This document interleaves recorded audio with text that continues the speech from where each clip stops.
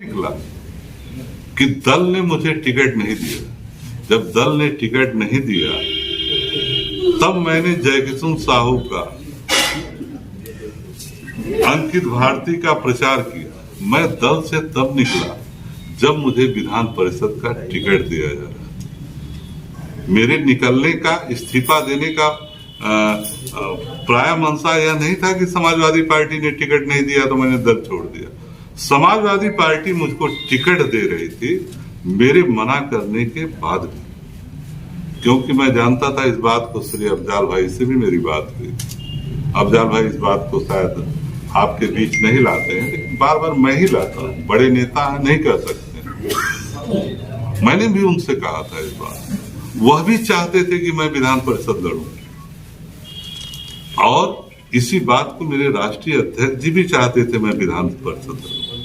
तो सवाल एक खड़ा होता है कि अगर विधान परिषद में लड़ता तो क्या जो हाल मदन यादव की हुई, क्या मेरी नहीं होती?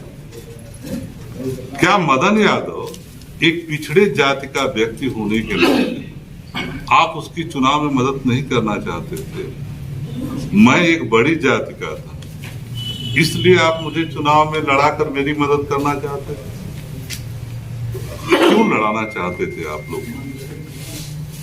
यह जानते हुए भी कि बात तो पहले ही पक्की, और वह 25 गांव ऑलरेडी वहां पर उपलब्ध है, और जो गिनती होती है वह 3 गांवों को अलग से लेकर उसमें जोड़ दिया जाता है।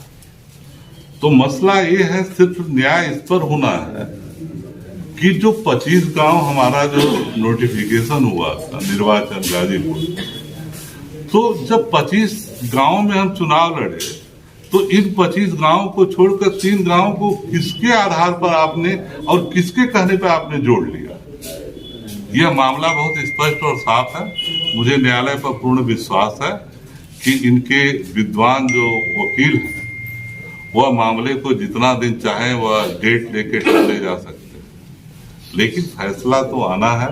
और मुझे पूर्ण विश्वास है कि हमारा जो न्यायालय है वह खुद में इतना सबसे सक्षम और हमको सुरक्षित रखने का, इस लोकतंत्र को सुरक्षित करने का वह आखिरी और अंतिम हमारा उम्मीद है। और उस उम्मीद से मुझे पूरा विश्वास है कि एक दिन हमारा जो है सही